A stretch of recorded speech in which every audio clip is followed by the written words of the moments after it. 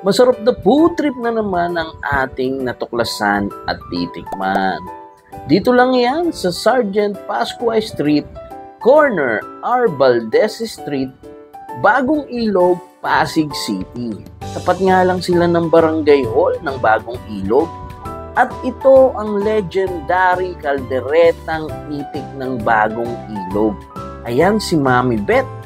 Siya nga ang talagang nagluluto dito at ang kanyang asawa na minana pa niya ito sa kanyang nanay na nakilala sa pagluluto ng kalderetang itik. Legendary nga ito sa Pasig.